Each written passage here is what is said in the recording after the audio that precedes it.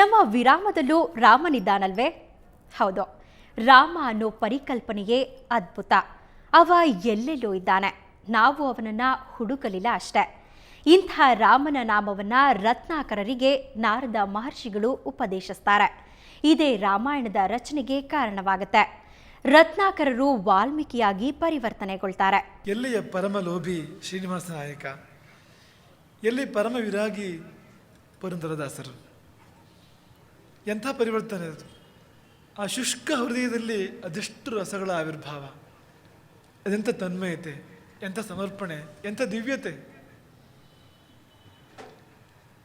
ಮಹಾಪುರುಷರ ಬದುಕು ಹೇಗಿರುತ್ತದೆ.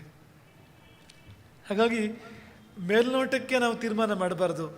ಒಂದು ವ್ಯಕ್ತಿಯ ಬಣ್ಣ ನೋಡಿ, ಒಂದು ವ್ಯಕ್ತಿಯ ಮುಖ ನೋಡಿ, ಬಟ್ಟೆ ನೋಡಿ, ವರ್ತನೆಗಳನ್ನು ನೋಡಿ ಅವರ ಅಂತರಾಳವನ್ನು ತೀರ್ಮಾನ ಮಾಡಬಾರ್ದು. ಹಾಗೆ ತೀರ್ಮಾನ ಮಾಡೋದಾದರೆ ಯಾರಾದರೂ ಊಹೆ ಮಾಡಲಿಕ್ಕೆ ಸಾಧ್ಯವಾ ಶ್ರೀನಿವಾಸ ನಾಯಕ ಪುರಂದರದಾಸರಾಗಬಹುದು ಅಂತ? ಯಾರಾದರೂ ತೀರ್ಮಾನ ಮಾಡಲಿಕ್ಕೆ ಸಾಧ್ಯವಾ ಅಂಗುಲಿಮಾಲ ಒಬ್ಬ ಸಂತನಾಗ್ಬೋದು ಅಂತ? ಯಾರಾದರೂ ಆಲೋಚನೆ ಮಾಡಲಿಕ್ಕೆ ಸಾಧ್ಯವಾ ರತ್ನಾಕರನಂಥ ಒಬ್ಬ ದರೋಡೆಕೋರ ಮಹಾಕವಿ ವಾಲ್ಮೀಕಿ ಆಗ್ಬೋದು ಅಂತ? ಹಾಗಾಗಿ ಕೇವಲ ಹೊರಗಿನ ಬಣ್ಣದ ಮೇಲೆ, ವೇಷದ ಮೇಲೆ, ವರ್ತನೆಗಳ ಮೇಲೆ ಅಂತರಾಳವನ್ನು ನಿರ್ಣಯಿಸಲಿಕ್ಕೆ ಹೋಗಬಾರ್ದು ಅಂತ. ಮೋಡ ಕರಗಿದ ಮಳೆಹನಿ ಧರೆಗೆ ಧುಮ್ಮಿಕ್ಕುವಂತೆ, ಹೊಳೆಯ ಹನಿ ಹರಿಹರಿದು ಸಾಗರಕ್ಕೆ ಸೇರುವಂತೆ, ಸಾಗರದ ಕಡೆಗೆ ಧಾವಿಸುವಂತೆ ರತ್ನಾಕರ ಮನೆಯನ್ನು ಬಿಟ್ಟು ಓಡೋಡಿ ಬರ್ತಾನೆ ನಾರದರ ಬಳಿಗೆ. ನಾರದರ ಅಡಿಗೆ ಬಿದ್ದು, ಅವರ ಕಾಲಿಗೆ ಬಿದ್ದು ಶರಣು ಶರಣು ಶರಣು ಅಂತ ಹೇಳ್ತಾನೆ.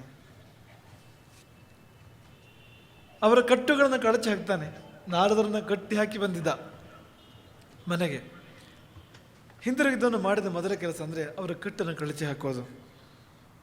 ಕಳಚಿ ಹಾಕಿ ಬೇಡ್ಕೊಳ್ತಾನೆ, ನನ್ನ ಕಟ್ಟುಗಳನ್ನು ಕಳಚಿ ಹಾಕಿ, ನನ್ನ ಬಂಧನವನ್ನು ಕಳಚಿ. ಬಡಬಡಿಸ್ತಾನೆ ಪ್ರಶ್ನೆಗಳನ್ನು. ನನ್ನ ಪಾಪಗಳಿಗೆ ಕ್ಷಯ ಉಂಟೆ, ಕ್ಷಮೆ ಉಂಟೆ? ನನ್ನವರು ಯಾರೂ ನನ್ನವರಲ್ಲ, ನಿಜವಾದ ನನ್ನವರು ಯಾರು? ಹೆಂಡತಿ ಮಕ್ಕಳು ಕೈ ಬಿಟ್ಟರು, ಎಂದೂ ಕೈ ಬಿಡದವ್ರು ಯಾರು ಇದ್ದಾರ ಪ್ರಪಂಚದಲ್ಲಿ? ಯಾರದು? ತಪ್ಪು ಒಪ್ಪಿಸಿದ್ರು ಒಪ್ಕೊಳ್ಳೋರು ಇದ್ದಾರ? ಪಾಪಗಳನ್ನು ಒಪ್ಪಿಸಿದ್ರು ಒಪ್ಪಿಸಿಕೊಳ್ಳುವಂಥವ್ರು ಇದ್ದಾರ? ಸ್ವೀಕರಿಸುವಂಥವ್ರು ಇದ್ದಾರ? ರತ್ನಾಕರನಿಗೆ ಆಗ ಯಾವ ಬಂಧವೂ ಉಳಿದಿರಲಿಲ್ಲ. ತಂದೆಯಲ್ಲ, ತಾಯಿಯಲ್ಲ, ಹೆಂಡತಿಯಲ್ಲ, ಮಕ್ಕಳಲ್ಲ. ಆತನಿಗೆ ಒಂದೇ ಒಂದು ತಂತುವಾಗಿ ಸಂಬಂಧ ಮಾತ್ರವಾಗಿ ಕಂಡಿದ್ದು ನಾರದರು ಮಾತ್ರ. ಅವ್ರನ್ನ ಬಿಟ್ಟು ಮತ್ತೆ ಯಾರು ತನಗೆ ಬೇಕಾದವರು ಅಂತ ಅನಿಸಲೇ ಇಲ್ಲ. ಅವರ ಮೂಲಕ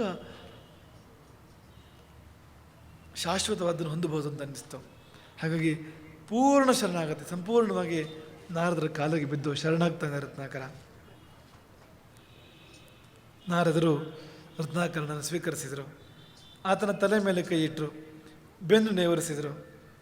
ತಮ್ಮ ಕರುಣಾದೃಷ್ಟಿಯನ್ನು ಆತನ ಮೇಲೆ ಬೀರಿದರು. ಅವರ ಕಣ್ಣಿಂದ ರತ್ನಾಕರನ ಕಣ್ಣಿನಡೆಗೆ ಒಂದು ಕೃಪಾ ಪ್ರವಾಹ, ಕರುಣಾ ಪ್ರವಾಹ. ನಾರದರು ಹೇಳ್ತಾರೆ, ನಿನ್ನ ಪಾಪಗಳನ್ನು ಕ್ಷಮಿಸುವವನೊಬ್ಬನಿದ್ದಾನೆ. ನಿನಗೊಬ್ಬ ಶಾಶ್ವತ ಸಂಗಾತಿ ಆಗಬಲ್ಲವನು, ಯಾರು ಬಿಟ್ಟು ಹೋದರೂ ಬಿಟ್ಟು ಹೋಗದವನು, ಯಾವುದು ಬಿಟ್ಟು ಹೋದರೂ ಕೂಡ ಬಿಟ್ಟು ಹೋಗದವನು ಅಂಥವನೊಬ್ಬನಿದ್ದಾನೆ. ಪಾಪಗಳನ್ನು ಒಪ್ಪಿಸಿದರೂ ಒಪ್ಪಿಸಿಕೊಳ್ಳವನಿದ್ದಾನೆ.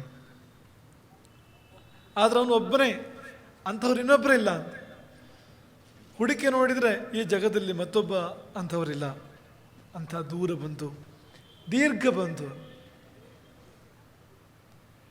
ಅವನೇ ರಾಮ.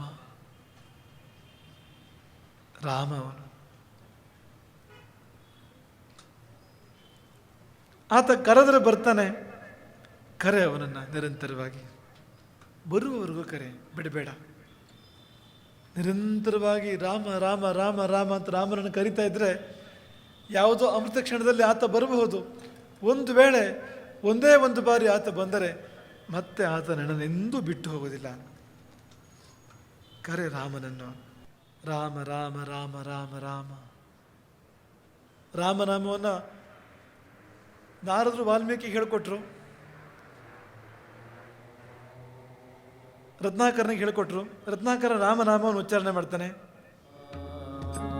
ನಾವು ಮಾಡೋಣ.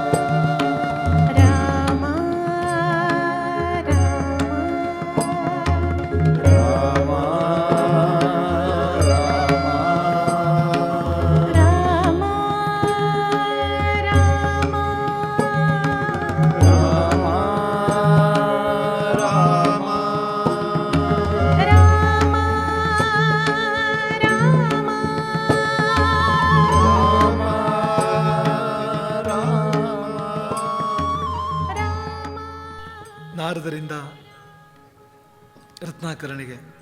ಆದರೆ ನಮ್ಮ ನಿಮ್ಮಷ್ಟು ಭಾಗ್ಯವಂತನ ಅಲ್ವ ಅಂತ ಅನಿಸ್ತದೆ ಒಂದು ಕ್ಷಣ ರತ್ನಾಕರ. ಯಾಕೆಂದರೆ ನಾವು ನೀವು ರಾಮ ರಾಮ ಅಂತ ಹೇಳಿಬಿಟ್ವಿ ಈಗ. ಆದರೆ ರತ್ನಾಕರನಿಗೆ ರಾಮ ಅಂತ ಹೇಳಲಿಕ್ಕೆ ಬರಲಿಲ್ಲ. ಕಬ್ಬಣ ಕಾದಾಗಲೇ ಬೆಳಿಬೇಕು ಅಂತನೋ ಹಾಗೆ ನಾರದರು ರತ್ನಾಕರನ ಗಮನಿಸಿ ಗಮನಿಸಿ ಆತನಿಗೆ ಬೇಕಾದ್ದನ್ನು, ಆ ಕ್ಷಣಕ್ಕೆ ಬೇಕಾದ್ದನ್ನು ಕೊಡ್ತಾ ಇದ್ದಾರೆ. ನಾರದರಿಗೆ ಗೊತ್ತು ರತ್ನಾಕರನನ್ನು ಉದ್ಧರಿಸ್ಬೋದು ಅಂತ.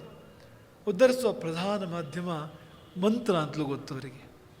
ಮಂತ್ರ, ಆ ಮಂತ್ರ ಶಬ್ದವೇ ತುಂಬ ಸುಂದರವಾಗಿರ್ತಕ್ಕಂಥದ್ದು.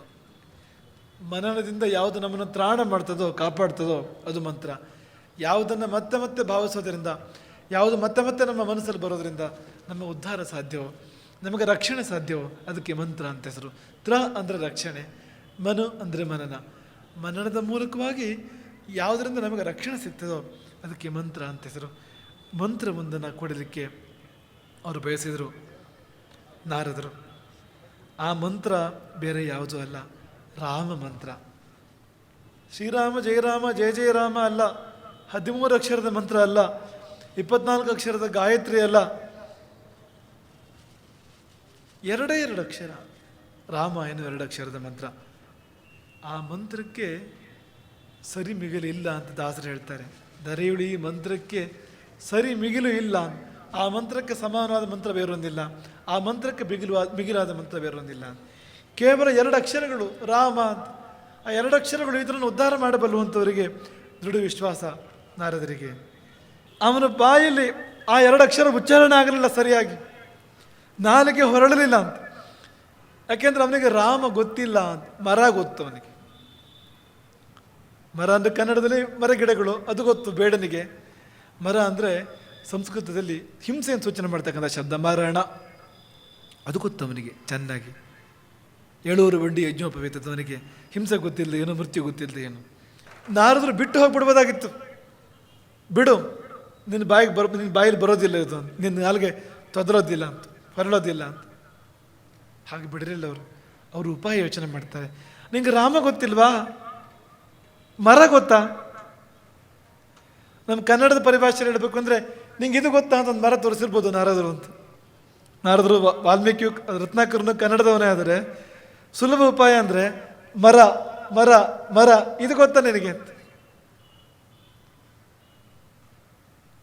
ಅದು ಗೊತ್ತು, ಮರ ಗೊತ್ತು. ನಾರದರು ಮಾಡಿದ ಉಪಾಯ ಏನಂದರೆ